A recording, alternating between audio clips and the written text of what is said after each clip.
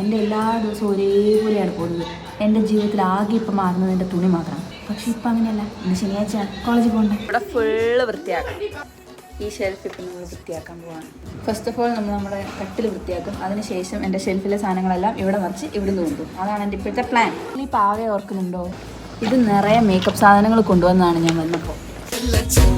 കോളേജിൽ വന്നതിന് ശേഷം എനിക്ക് ഏറ്റവും കൂടുതലുള്ള കളക്ഷനാണ്.